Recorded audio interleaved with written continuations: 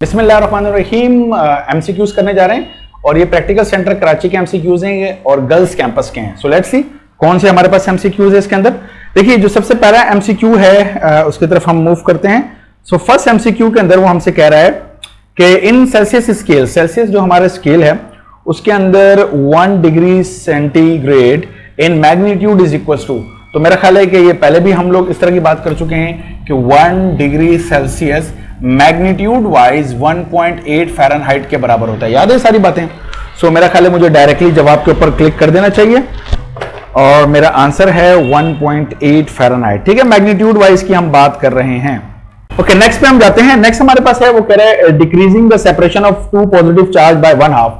दो चार्ज के दरमियान आप डिस्टेंस 1/2 कर रहे हैं। 1/2 का मतलब है कि हाफ कर रहे हैं। 1/2 का मतलब 1/2 होता है ना। तो कई दफा ये एमसीक्यू आ चुका है। तो फोर्स क्या हो जाएगी जब हम डिस्टेंस को हाफ करते हैं तो फोर्स 4 टाइम इंक्रीज कर जाती है, तो क्वाड्रपल। तो 4 टाइम इंक्रीज करने का मतलब है कि जो मेरा ऑप्शन है वो क्वाड्रपल है। मैं इसको ऑप्शन को हाईलाइट कर देता हूं। So this is my option. ठीक है, नेक्स्ट वन कह रहा है the resistance of 3, 5, 7 ohm are connected in parallel. इनको हमने पैरेलल में कनेक्ट किया हुआ है। ठीक है, ये नजर आ रहा है या मेरा ख्याल है ज्यादा हो गया है। जस्ट मुझे इसको सेट कर लूं, 1 मिनट दीजिएगा मुझे। ओके जनाब, अब आप देखें कह रहा है the resistance 3, 5 and 7 ohm are connected in parallel. इनको पैरेलल लगाया। If 0.3 volt is the potential difference to the end of the 3 ohm. तो मुझे बताइए पैरेलल में पोटेंशियल डिफरेंस क्या रहता है, वोल्टेजेस क्या रहते हैं, सेम रहते हैं। तो अगर 0.3 वोल्ट है हमारे पास 3 ओम के, तो कह रहा है potential difference across the other resistor, बाकी रेजिस्टेंस के क्रॉस जो पोटेंशियल डिफरेंस होगा, मेरा ख्याल आप जवाब पर पहुंच चुके होंगे, वो कितना रहेगा, 0.3 वोल्ट ही रहेगा। ठीक है, नेक्स्ट वन हमारे पास 1 joule per coulomb is equal to, तो जूल और पर कूलम, तो जूल होता है वर्क हमारे पास और कूलम होता है चार्ज। तो W/Q क्या हमारे पास V वोल्टेजेस के बराबर नहीं होता, तो इसका जवाब है हमारे पास वोल्ट। सो मैं वोल्ट के ऊपर इसको हाईलाइट कर देता हूं। So this is my option. ठीक है, आसानी समझ में आ रहे हैं। नेक्स्ट वन कह रहा है कि galvanometer can be converted into volt meter. कैसे कन्वर्ट करते हैं, बहुत हाई वैल्यू का रेजिस्टेंस हम सीरीज में कनेक्ट करते हैं, याद होगी थ्योरी में। तो हम जवाब को चेक कर लेते हैं। कह रहे लो रेजिस्टेंस जी नहीं, लो रेजिस्टेंस जी नहीं, हाई रेजिस्टेंस पैरेलल जी नहीं, हाई रेजिस्टेंस किसके अंदर, सीरीज के अंदर। सो this is my option, high resistance in series. Okay, next one कह रहे हैं आफ्टर अल्फा डिके के बाद द न्यूक्लियस हैज इट्स। तो अगर हमने न्यूक्लियर डिके पढ़े हुए अल्फा, बीटा और गैमा अगर हमें याद है थ्योरी, तो अल्फा में याद होगा मास भी कम हो जाता है, मास नंबर भी कम होता है और चार्ज नंबर भी कम होता है। तो ये जो हमें कह रहा है कि कुछ ऑप्शन नजर आ रहे हैं ना, जिस तरह एक ये वाला ऑप्शन है कि मास नंबर जो है वो इंक्रीज हो रहा है, तो ये मेरा ऑप्शन नहीं हो सकता, मुझे इस पे गौर करने की जरूरत नहीं है। फिर हमारे पास है जिस तरह ये है कि चार्ज नंबर इंक्रीज बाय 4, तो कोई चीज इंक्रीज नहीं होती, दोनों डिक्रीज होती हैं। तो ये जो दो ऑप्शन है, इन दो ऑप्शन को तो मैं नेग्लेक्ट कर दूंगा। बाकी पहला और ये जो चौथा ऑप्शन है इसके ऊपर मैं गौर करता हूं। पहला ऑप्शन क्या है, चार्ज नंबर डिक्रीज होता है 4, चार्ज नंबर Z होता है वो 4 डिक्रीज नहीं होता, वो 2 डिक्रीज होता है। और mass number decrease by 4, yes mass number 4 decrease होता है। तो ये मेरा करेक्ट ऑप्शन है, तो मैं इसको हाईलाइट कर देता हूं। प्लीज ये अच्छी तरीके से याद रखिएगा कि थ्योरी का पता होना बहुत जरूरी है। बिस्मिल्लाहिर्रहमानिर्रहीम, नंबर 7 की मैं आपसे बात कर रहा हूं। तो नंबर 7 में कह रहा है the maximum magnetic force will act on A current carrying conductor. Current carrying conductor मतलब है एक तार जिसमें से करंट गुजर रहा है और उसको हमने इन मैग्नेटिक फील्ड के अंदर हमने उसको प्लेस किया हुआ है, मैग्नेटिक फील्ड में रखा हुआ है। तो वो कह रहा है कि मैक्सिमम मैग्नेटिक फोर्स कितनी होगी। अब हमें अगर फॉर्मूला याद है तो बड़ी आसानी से हम बता सकते हैं कि जो हमारे पास F है वो किसके बराबर होता है, BIL sin थीटा। ओके, तो मुझे बताइए कि अगर वो हमसे कह रहा है कि maximum force will act on A current carrying conductor, तो मैक्सिमम फोर्स कब होगी। देखिए मैक्सिमम फोर्स कब होगी, जब ये जो पूरा साइन थीटा का जो फंक्शन है ना ये 1 हो जाए। तो ये 1 कब होगा, जब भी थीटा 90 डिग्री होता है। तो दिस इंप्लाइज दैट साइन 90 हमारे पास कितना होता है, 1। ओके, और जब हमारे पास थीटा 0 डिग्री होता है तो this implies that sine 0 degree हमारे पास कितना होता है, 0। तो याद रखिएगा, चूंकि मैंने कहा है कि साइन फंक्शन अगर मेरे पास 1 हो जाए तो ये पूरी फोर्स मेरे पास मैक्सिमम हो जाएगी। तो साइन 1 मेरे पास कब होगा, जब थीटा 90 होगा। तो मेरा जो जवाब है वो ये है कि perpendicular to the field, field की क्या होना चाहिए, परपेंडिकुलर हो जाना चाहिए। This is my answer. मेरा ख्याल है ये आसानी से बात समझ में आ गई होगी। सो अगर ये इस एमसीक्यू को हम इस तरह चेंज कर लें कि the minimum force, magnetic force, will act on a current carrying conductor in a magnetic field when it is placed तो 0 डिग्री। तो मिनिमम के लिए 0 और मैक्सिमम के लिए हमें इसको कितने पे रखना पड़ेगा, 90 पे, यानी परपेंडिकुलर रखना पड़ेगा। Okay, the next one number 8 हमारे पास है। इस 8 में हमसे कह, सो नंबर 8 के अंदर देखिए वो हमसे क्या कह रहा है, कह रहा है फोर्स पर यूनिट लेंथ। तो अगर इसी फॉर्मूले को जो अभी हमने किया है, इस फॉर्मूले की अगर मैं बात करता हूं तो F ये फोर्स हो गया, और लेंथ का मतलब है कि ये देखिए ये लेंथ है ना L, जो यहाँ पे मल्टीप्लाई और इक्वेशन की दूसरी तरफ जाके क्या हो जाएगी, डिवाइड हो जाएगी। तो मेरे पास क्या बच जाएगा, BI, और साथ में क्या रह जाएगा मेरे पास, साइन थीटा। तो दिस इज माय आंसर, किसका, फोर्स पर यूनिट लेंथ का। तो कह रहा है the magnetic force per unit length on A current carrying conductor in a uniform magnetic field is. तो यूनिफॉर्म मैग्नेटिक फील्ड में रखा हो तो हमारे पास क्या होना चाहिए, BI साइन थीटा, BI और साथ में साइन थीटा होना चाहिए। तो मुझे बताइए BIL, जी नहीं, ये नहीं होगा मेरे पास। IBL साइन थीटा, ये भी नहीं होगा। BI sine theta, yes this is my answer, BI sine theta. Okay, तो मेरा ख्याल है मैं इसको मैं क्या कर देता हूं, मार्क कर देता हूं, BI साइन थीटा या IB साइन थीटा, बात एक ही है हमारे पास, ठीक है। नेक्स्ट वन में वो हमसे कह रहा है नंबर 9 में, the temperature at which the gases if they remain in gases state, अगर गैस जो है वो गैसेस स्टेट में है, exert no pressure and have zero volume is called.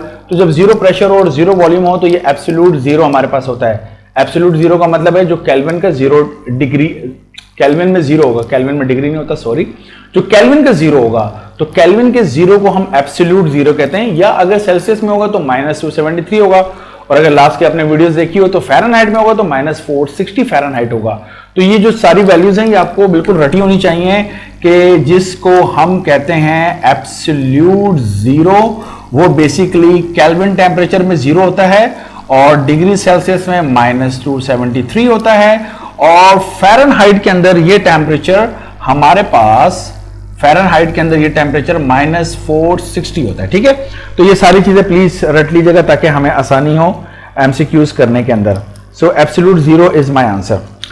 Next one कह रहा है कि two end of the rod are at a temperature of -100 and 300 degree respectively, heat will flow from. अच्छा, नॉर्मली हम क्या जानते हैं हीट कैसे फ्लो करती है, आप जानते हैं कि हीट जो है वो फ्लो करती है हॉट बॉडी से कोल्ड बॉडी की तरफ। तो अगर मैं एक रॉड की बात कर लेता हूं कि सपोज ये मेरे पास एक रॉड है, ओके, और इस रॉड के एक तरफ मेरे पास है -100 डिग्री सेल्सियस और दूसरी तरफ है -300 डिग्री सेल्सियस। वैसे तो -300 नहीं लिखना चाहिए था, लेकिन चलने से लिख दिया तो अब क्या कह सकते हैं। सो ये हमारे पास क्या होगा, -300, ये हमारे पास कोल्ड एंड है, और -100 हमारे पास क्या है, ये हमारे पास हॉट एंड है। अगर हम इसकी बात करते हैं तो मुझे बताइए -300 ज्यादा ठंडा होगा या -100? तो अब ये बोलेंगे ना -300, माइनस में जितना ज्यादा होगा वो उतना ज्यादा ठंडा होगा। तो ये कोल्ड एंड है और ये हॉट एंड है। तो हीट कहां से कहां फ्लो करती है, हमेशा hot body towards the cold body. So -100 degree Celsius से -300 degree Celsius, this will be the answer. So यहां पर देखिए, अगर आप देखें तो मुझे मुख्तलिफ ऑप्शन नजर आ रहे हैं। मिसाल के तौर पे 100 टू -300, 100 क्यों लिखा हुआ है, -100 लिखना चाहिए था। चलें, फ्रॉम -300 टू 100, नहीं जी, -300 से 100 नहीं, बल्कि -100 से -300 की तरफ जाएगा। तो नॉट फ्लो, बिल्कुल फ्लो करेगी। नन ऑफ दीज, नहीं जनाब, ये पहला वाला ऑप्शन है। अगर इसमें माइनस लगा दे तो ये हमारा करेक्ट ऑप्शन है। ओके, सो मैं इस आंसर को करेक्ट मानते हुए, ये समझते हुए कि यहाँ पर कोई प्रिंटिंग मिस्टेक होगी, इसको उसने -100 लिखना चाहिए था, उसने 100 लिख दिया। लेकिन अगर उसने पर्पसली इसको 100 लिखा हुआ है तो 100 तो हमारे केस में है नहीं, तो फिर मुझे नन ऑफ दीज पे क्लिक करना चाहिए। ओके, समझ में आ रही होंगी सारी बातें। ओके जनाब, नंबर 11 की हम बात करें। The quantity of heat required to raise the temperature of 1 gram of a substance by 1 degree is known as. देखें, जब मैस स्पेसिफिक हो, यानी एक स्पेसिफिक अमाउंट ऑफ मैस की बात कर रहे हो और उसका 1 डिग्री हमने टेम्परेचर चेंज करना हो, this is a definition of specific heat capacity. वो अलग बात है कि उसने mass in term of kilogram के ग्राम में दिया हुआ है, तो यूनिट हमारे पास चेंज हो जाएगा। सीजीएस सिस्टम के अंदर हम चले जाएंगे। सो this is basically the definition of specific heat capacity. अगर आप देखें तो इसमें ऑप्शन आपको हीट कैपेसिटी की भी नजर आ रहे हैं। हीट कैपेसिटी में मैस की हम बात नहीं करते, मैस स्पेसिफिक नहीं होता। हीट फ्यूजन आपको पता है कि वो जो है वो स्टेट ऑफ मैटर को चेंज करने के लिए होती है, 1 डिग्री के लिए नहीं होती। So specific heat capacity, that is my answer, ठीक है। सो मैं इसको स्पेसिफिक हीट कैपेसिटी को मार्क कर रहा हूं कि this is my answer. Next one number 12, domestic pressure cooker. Pressure cooker में मैंने आपको थर्मोडायनामिक्स पढ़ाते हुए बात बताई थी कि जब हम प्रेशर कुकर का ढकना बंद कर देते हैं तो उसका जो ढकना होता है, जिसका कैप होता है प्रेशर कुकर का, अगर आपने कभी देखा हो, यूज किया हो, तो वो कभी मतलब वो लॉक हो जाता है, मतलब उसका वॉल्यूम फिक्स हो जाता है। So that is basically volume fix है तो isochoric process. I believe so, ये बात समझ में आ रही होगी, ठीक। आइसो क्योंकि वॉल्यूम फिक्स है। अच्छा, this one of the following statement is true. कह रहा है इनमें से जो है ना फॉलोइंग स्टेटमेंट ट्रू है। कौन सी स्टेटमेंट हम देख लेते हैं। नंबर 1 वो कह रहा है कि heat can be converted completely into work. Heat को हम मुकम्मल तौर पे वर्क में कन्वर्ट कर सकते हैं, ऐसा तो बहरहाल नहीं है मुकम्मल तौर पे। Work can be converted completely, किसमें मुझे नहीं मालूम। Both work and heat are interconvertible, हाँ ये ज्यादा मुनासिब लग रहा है। और neither heat nor work is interconvertible, नहीं जनाब। हम थर्मोडायनामिक्स में डायनामिक का मतलब है मूवमेंट, तो मूवमेंट का मतलब है हम मैकेनिकल एनर्जी की बात कर रहे हैं, और थर्मो का मतलब है हीट की। सो हम थर्मोडायनामिक्स के अंदर बहुत ज्यादा इस चीज को पढ़ के आए हैं कि बोथ वर्क एंड जो हमारे पास हीट है, ये दोनों इंटर कन्वर्टेबल कॉन्सेप्ट हैं हमारे पास। Next number 14, the unit of electric intensity is. Electric intensity का हमारे पास यूनिट क्या होता है, हम देख लेते हैं यहाँ पे किस तरीके से। देखिए, एक तो हमने लिखा हुआ है E हमारे पास बराबर होता है F/Q के, तो फोर्स का यूनिट होता है न्यूटन और चार्ज का होता है कूलम। तो न्यूटन अपॉन कूलम होना चाहिए। तो अगर मैं अपने ऑप्शंस देखता हूं तो आप देख रहे हैं कि ऑप्शन में न्यूटन और कूलम मल्टीप्लाई किया हुआ है, मल्टीप्लाई नहीं है, आप यहां देख सकते हो, ठीक है।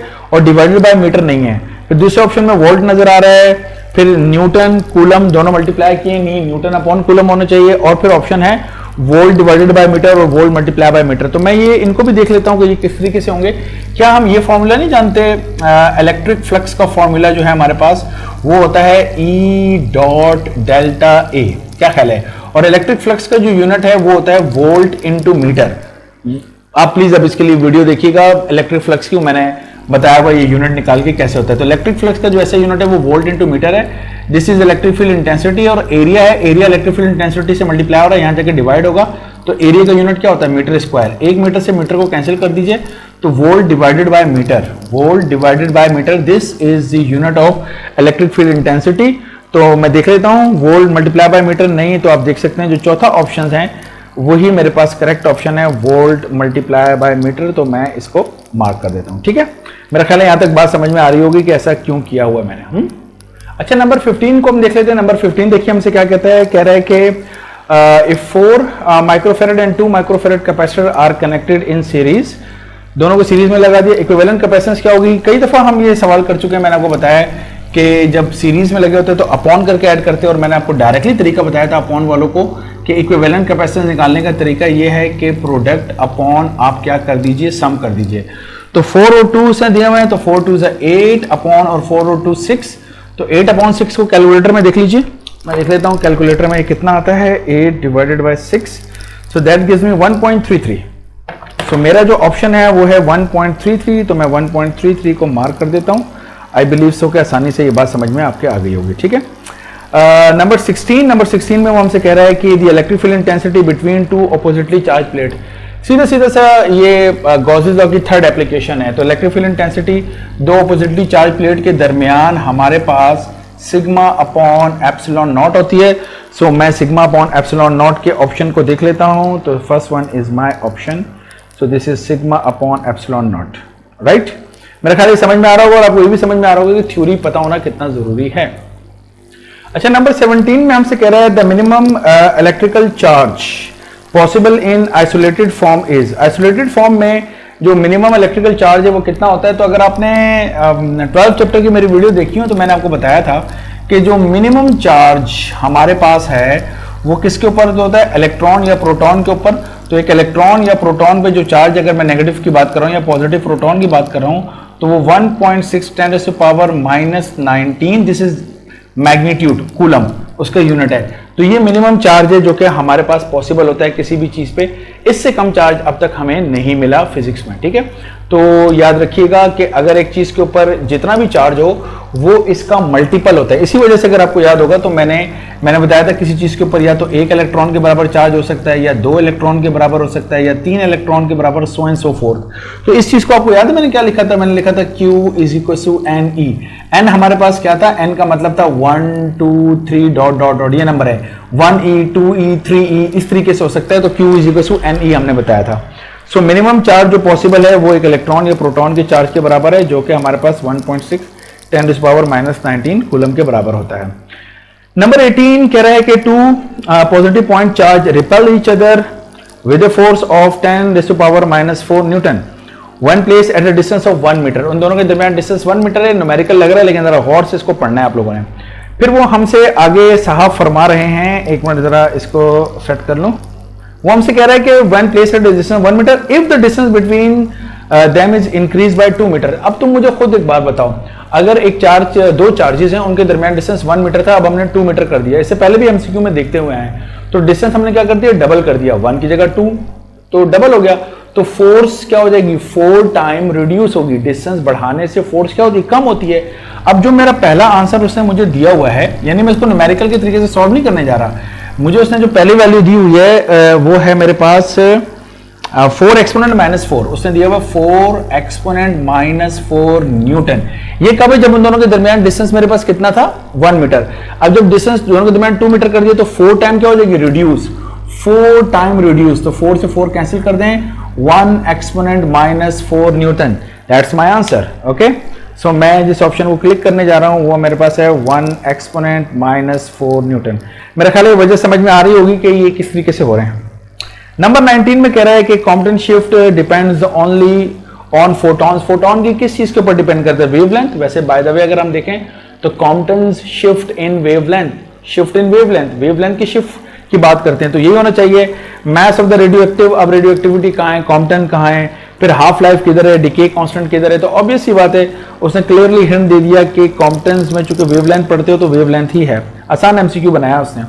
कह रहे the formula to calculate the momentum of the photon is. Photon का मोमेंटम मालूम करने का फॉर्मूला हमारे पास क्या है, इसको भी हम देख लेते हैं। क्या हम ये बात जानते हैं कि फोटोन की जो एनर्जी होती है वो होती है एच न्यू। ये मैंने आपको रट्टा लगवाया था और फिर मैंने बताया था कि अगर फोटोन का मोमेंटम हो तो एच न्यू को सिर्फ किससे डिवाइड कर दीजिए? सी से। जी हाँ, एनर्जी एच न्यू, और अगर मोमेंटम की बात करें तो एच न्यू को किससे डिवाइड कर दीजिए? सी से। ये हो गया मोमेंटम।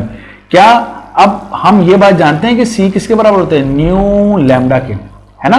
तो मैं अगर क्या करता हूं जनाबे अली, लैम्डा को इधर भेजता हूं और सी को इधर भेजता हूं, तो मुझे बताइए कि लैम्डा यहाँ के क्या हो जाएगा? डिवाइड हो जाएगा। यहाँ क्या बच गया? न्यू, है ना।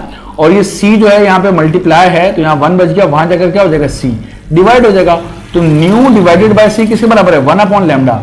तो क्या मैं इस इक्वेशन को ऐसे नहीं लिख सकता? P is equal to h और न्यू अपॉन लैम्डा को मैं लिख सकता हूं 1 अपॉन लैम्डा। क्या ख्याल है? न्यू अपॉन सी को मैं लिख सकता हूं 1 अपॉन लैम्डा। सो मैं नेक्स्ट स्टेप में क्या करूंगा? h upon lambda. So this will be the momentum of the photon.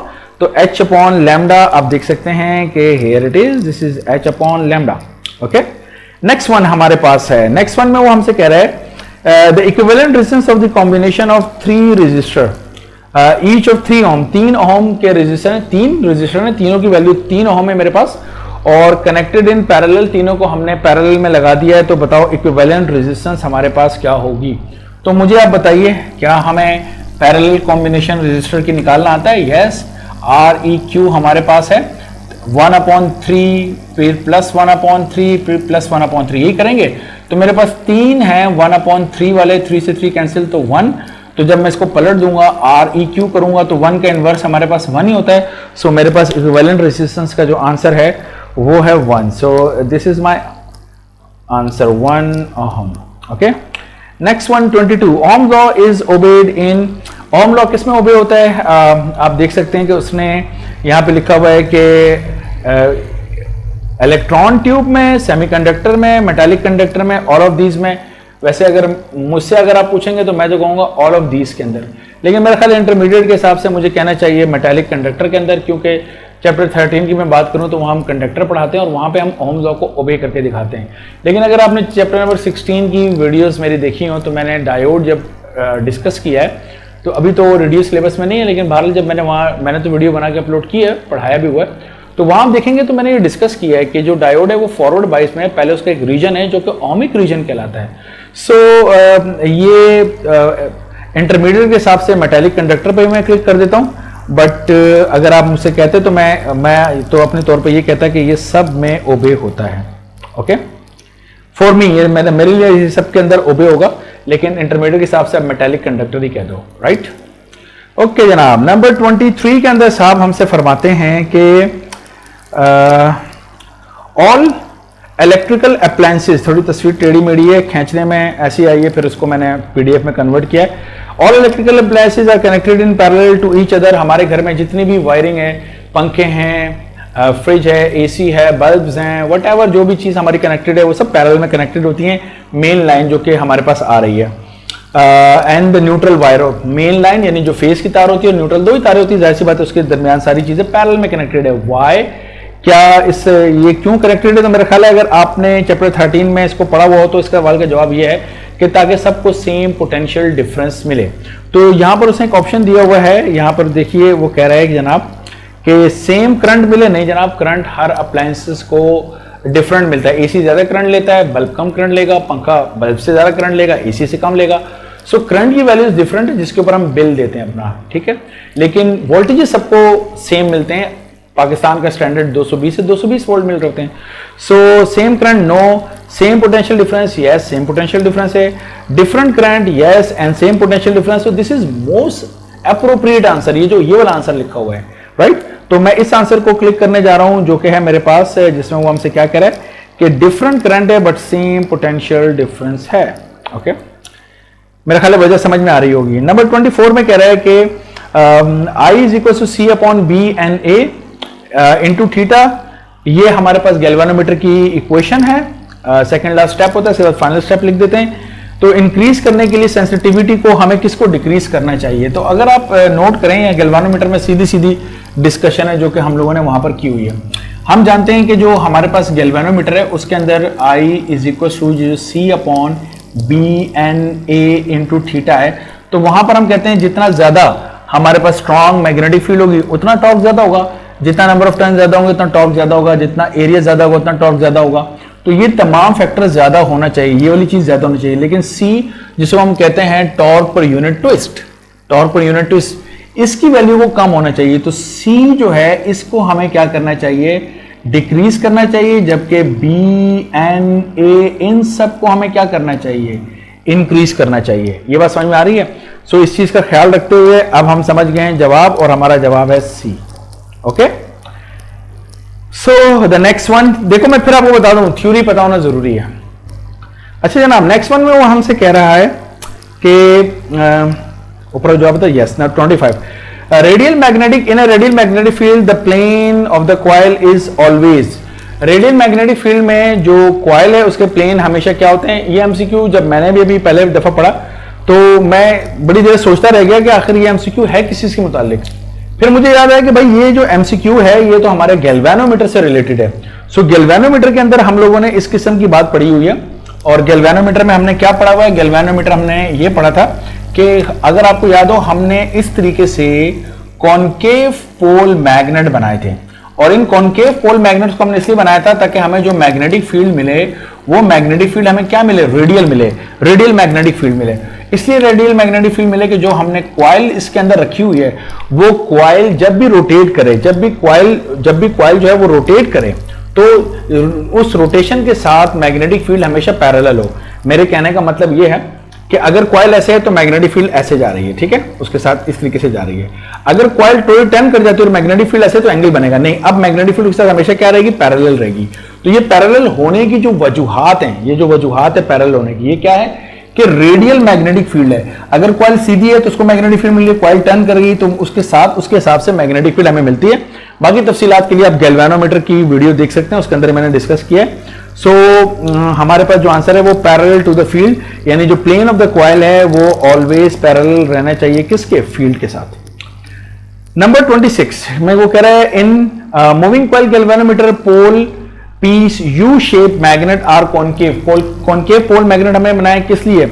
ताकि to make the field radial. अभी ऊपर वाले एमसीक्यू से हमें पता चल रहा है कि कॉनकेव पोल मैग्नेट हमने इसलिए बनाए थे कि ताकि रेडियल मैग्नेटिक फील्ड हो, और रेडियल मैग्नेटिक फील्ड और प्लेन हमेशा पैरेलल होते हैं, तो मिली जुली बातें हैं। तो डायरेक्टली जो जवाब है हमारे पास, to make the field radial. ठीक है, जिन्होंने गैल्वानोमीटर पढ़ा हुआ है, मैं उनका टाइम बर्बाद नहीं करना चाहता, स्पीड से आगे जाना चाह रहा हूँ। 27 कह रहा है the speed of electromagnetic wave. ये तो 10 दफा आप लोगों ने देख लिया है कि कई दफा मैंने इस एमसीक्यू को ऑलमोस्ट हर सेंटर और जो कॉलेज वाले हैं उन्होंने इस एमसीक्यू को डिस्कस किया हुआ है।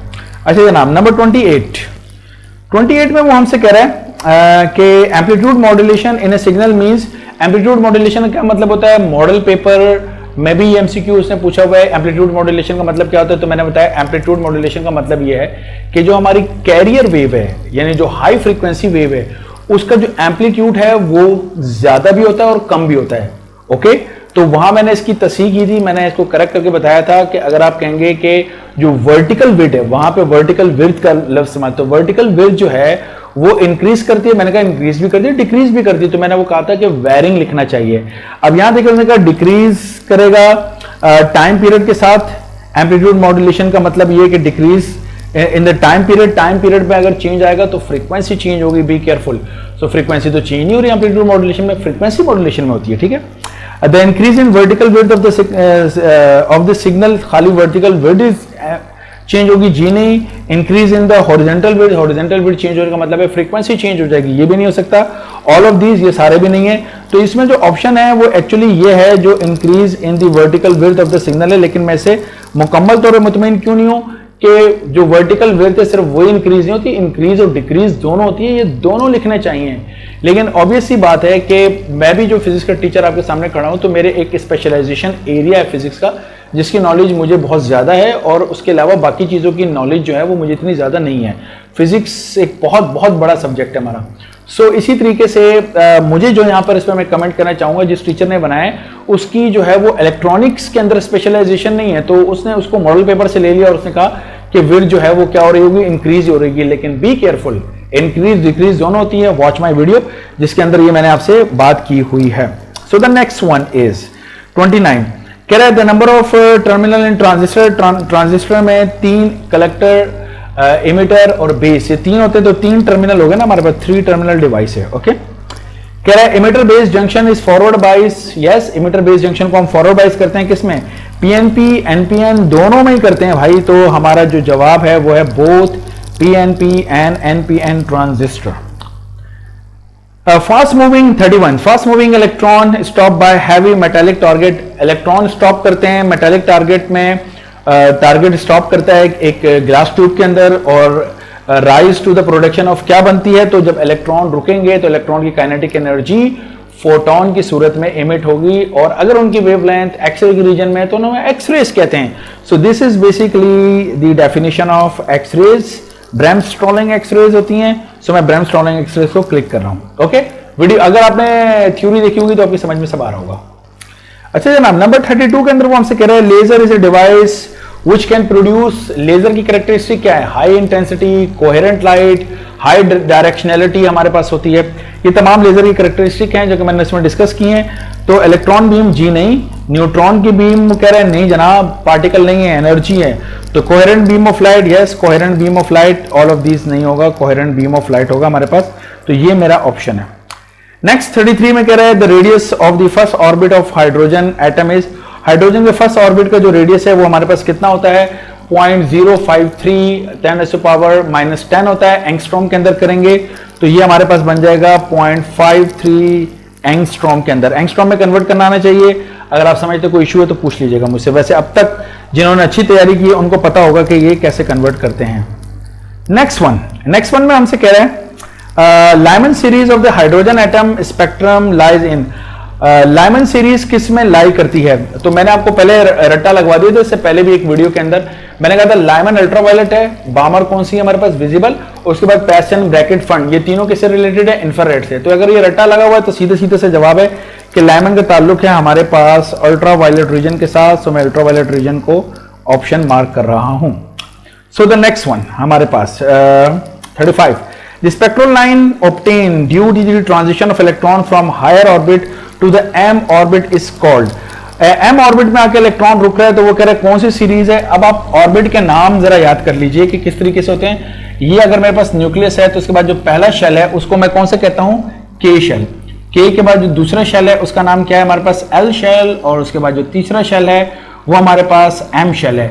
तो तीसरे में कहीं से भी इलेक्ट्रॉन आ रहा है और वो आकर रुक रहा है तीसरे शेल में, एम में। तो एम में रुकने का मतलब ये है कि जो मेरे पास NF है वो मेरे पास 3 है। तो अब आप मुझे सिर्फ ये बता दीजिए कि NF3 कौन सी सीरीज होती है। तो अगर आपने सिंपल शुरू से रट्टा लगाया लाइमन, बामर, पास्चन, तो हमारे पास पास्चन बन रहा है। Got my point? कहां आके रुक रहा है, this is your final state. और फाइनल स्टेट डिटरमिन हो जाता है सीरीज के नाम से, या अगर आपको फाइनल स्टेट का नंबर मालूम है तो सीरीज का नाम आप बता सकते हैं। So this is the Paschen series. सो मैं डायरेक्टली अपने जवाब की तरफ जा रहा हूं और पास्चन सीरीज को मैं हाईलाइट कर रहा हूं, ठीक है। So the next one 36, in radioactive decay n is equal to n0 e to minus lambda t में लैम्डा क्या होता है। एग्जाम के बहुत करीब हैं, रट्टे हमारे बेहतरीन हो चुके हैं। डीके कांस्टेंट, जी हाँ आपका जवाब बिल्कुल दुरुस्त है, लैम्डा डीके कांस्टेंट होता है। इन द न्यूक्लियर रिएक्शन, ये जो न्यूक्लियर रिएक्शन लिखा हुआ है, इस न्यूक्लियर रिएक्शन में कह रहा है मिसिंग एलिमेंट क्या है। इससे पहले वाले भी वीडियो के अंदर मैंने आपको मिसिंग एलिमेंट का मालूम करने का तरीका बताया था। आप इसकी इक्वेशन लिख लीजिए, ये बुक में दी हुई है हमारे पास। सो हमारे पास नाइट्रोजन है और प्लस ऑक्सीजन है, और उसके नतीजे में जो चीज हमारे पास बन रही, सॉरी मेरे पास हीलियम है और उसके नतीजे में ऑक्सीजन, और प्लस वो बता रहा है कि क्या चीज हमारे पास बननी चाहिए। सो हीलियम 4He2 है और नाइट्रोजन हमारे पास है, नाइट्रोजन ये मेरे पास है 15 और 7, 15 है या मेरा ख्याल है 16 है। ये मैं जरा क्लियर कर लेता हूं, एक मिनट जरा मुझे दीजिएगा, मैं आपको क्लियर वैल्यूज बता देता हूं, ठीक है। अच्छा जनाब, ये हमारी बुक का पेज नंबर 316 316 के ऊपर ये क्वेश्चन लिखी हुई है। सो नाइट्रोजन 14 है और हीलियम है, फिर ऑक्सीजन का आइसोटोप बन रहा है 17। क्या बनेगा, तो मैंने आपसे कहा था कि एक क्वेश्चन हमारे पास बैलेंस होती है, तो यहाँ पे जो कुछ भी बन रहा है उसको एक्स कर देते हैं। तो 14 में 4 डाले 18, तो 17 में 1 डालेंगे तो 18 बनेगा, ओके। इसी तरह 7 और 2 हमारे पास कितना होता है 9, तो 8 में 1 डालोगे तो 9। अब 1H1 मुझे बताओ, सॉरी 1H1 कह रहा हूं, 1x1 ये किसके बराबर है, तो ये है हमारे पास 1H1। याद है हाइड्रोजन जो होता है हमारे पास, वो जो हाइड्रोजन है, हाइड्रोजन का एटॉमिक मास हमारे पास 1 होता है और एटॉमिक नंबर भी हमारे पास कितना होता है 1 होता है। अच्छा ये जो 1H1 है, अगर आपने वीडियोस देखी हो तो मैंने बताया था कि अगर मैं हाइड्रोजन, ये देखिए ना, हाइड्रोजन के न्यूक्लियस में प्रोटॉन 1 होता है और शेल में हमारे पास 1 इलेक्ट्रॉन होता है। तो अगर मैं इस 1 इलेक्ट्रॉन को निकाल दूं तो मेरे पास हाइड्रोजन का क्या बच गया, न्यूक्लियस बच गया। तो हाइड्रोजन का जो न्यूक्लियस है, क्या वो सिंपल एक प्रोटॉन नहीं है, क्या कहते हैं आप। तो अगर आप ऑप्शंस को देखिए तो ऑप्शंस उसने क्या लिखे हुए हैं, ऑप्शन उसने लिखा हुआ है प्रोटॉन, यस प्रोटॉन मेरा जवाब है।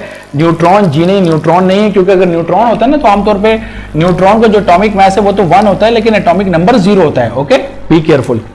और इसी तरीके से हमारे पास इलेक्ट्रॉन है, तो इलेक्ट्रॉन को हम इस तरीके से नहीं लिखते, अल्फा पार्टिकल है, तो ये रहा अल्फा पार्टिकल, आप देख सकते हैं इसमें और इसमें कितना फर्क है। So my option is proton. 38, the atomic number of an element is increased as a result of। Atomic number किस में इंक्रीज करता है, तो अगर आप देखिए तो अल्फा डिके में तो एटॉमिक नंबर एटॉमिक मास दोनों डिक्रीज करते हैं, लेकिन जो बीटा डिके है उसमें एटॉमिक नंबर कब इंक्रीज करता है, जब इलेक्ट्रॉन इमिट होता है, तो नेगेटिव बीटा डिके। तो उसने एक जिंदगी आसान कर दी है आपकी, सिर्फ उसने बीटा रेडिएशन लिखा है, एक उसने अल्फा लिखा है रेडिएशन, जी नहीं उसमें दोनों डिक्रीज होते हैं।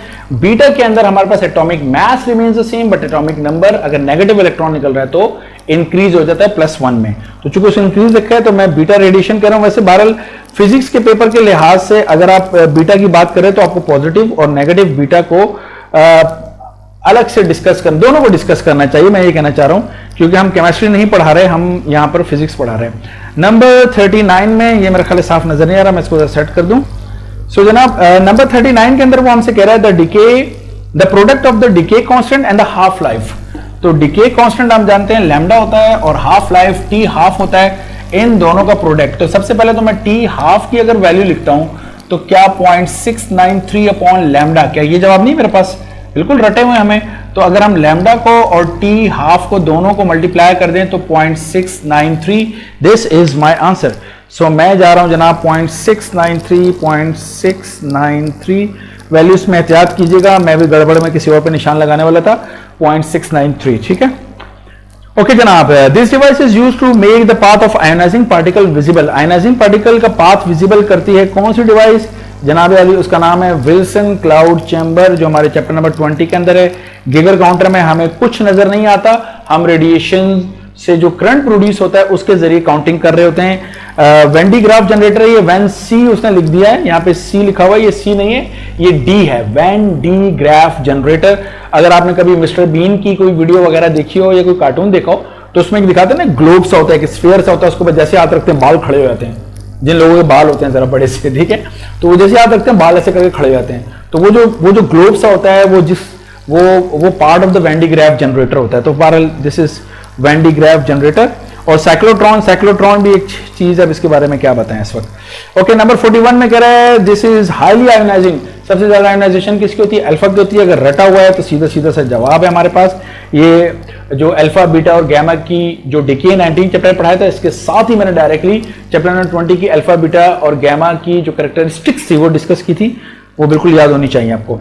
अच्छा, हाँ, अलबत्ता कोई कह सकता है कि वो इंक्लूडेड तो नहीं है रेडियो सिलेबस में। यस, इंक्लूडेड नहीं है, बट छोटी सी बातें याद होनी चाहिए, कोई मसला नहीं, छोटी सी माफी दे देनी चाहिए एग्जामिनर को। The Geiger counter is a device to detect. Geiger counter क्या डिटेक्ट करता है? मैस? जी नहीं, कोई मैस डिटेक्ट नहीं करता। मोमेंटम? नो। चार्ज? कोई चार्ज नहीं डिटेक्ट करता। वो एक्चुअली रेडिएशंस को डिटेक्ट कर रहा होता है कि रेडिएशन कितनी है। चार्ज तो उसमें प्रोड्यूस होता है और इट डिपेंड अपॉन आयोनाइजिंग जो रेडिएशन है, मतलब अल्फा है तो वो ज्यादा प्रोड्यूस करेगा आयोनाइजेशन, और जो बीटा है वो कम प्रोड्यूस करेगा। सो चार्ज प्रोड्यूस होते हैं बाय द आयोनाइजेशन या बाय जो आयोनाइजिंग रेडिएशन है वो प्रोड्यूस करती है, but it measure basically the radiations. Okay, so that's it. ये 42 हमारे पास एमसीक्यूज हो गए। आई होप सो कि ये सब एमसीक्यू भी समझ में आए होंगे। स्टिल इफ यू थिंक कि आपको कोई पूछना है, आप मुझे कमेंट कर सकते हैं, मैं आपको जवाब दूंगा। बट मैं आपसे रिक्वेस्ट करूंगा कि थोड़ा सा जो है ना तरीके से सवाल पूछें। बाज़ आप लोग कमेंट कर देते हैं कि जी ये आपने एमसीक्यू गलत कराया, या आपने ये एमसीक्यू जो है वो ये बात आपने गलत कर दी है, या कुछ कह देते हैं कि भाई ऐसा ना करें, ऐसा ना करें। कोई तरीके से बंदा कोई सवाल कर दे ताकि मैं आपको बता सकूं कि जी जो अगर मैंने कोई बात बताई है तो वो क्यों बताई है। एतराज़ात होने चाहिए, बहुत अच्छी बात है एतराज़ात हों, लेकिन अगर आप तरीके से सवाल पूछेंगे तो मैं आपको एक्सप्लेन करने में कामयाब होऊंगा कि अगर कोई बात कही है तो क्यों कही है। Human mistake, yes there is. जिस तरह इससे पिछले वाली बॉयज वाली में ह्यूमन मिस्टेक मुझसे हुई है और मैंने उसको रियलाइज किया और मैंने आपको बता दिया, ठीक है। और इस वक्त भी जो वीडियो बना रहा हूं, इस वक्त रात के 2:20 हो रहे हैं, और इसको रात को बनाने की सिर्फ वजह यह है यार, आप लोगों को बता दूं कि दिन में इलेक्ट्रिसिटी का बड़ा प्रॉब्लम है, किसी वक्त भी चली जाती है, मेरी वीडियोस आधे में रह जाती हैं। एग्जाम के भी दिन है, मैं चाह रहा था कि मैं आपको कुछ ना कुछ मटेरियल तैयारी के लिए दूं। Thank you so much. अगर आपको ये वीडियो पसंद आई है तो लाइक जरूर कीजिएगा इसको, और दूसरे भी इंटरमीडिएट के स्टूडेंट शेयर करें, क्योंकि बहुत सारे लोग मुझे कह रहे हैं कि अब से 3 दिन पहले आपके चैनल के बारे में पता चला, तो अब जो तैयारी हो रही है, तो शेयर करें, दूसरों को बताएं। Thank you so much. Allah Hafiz.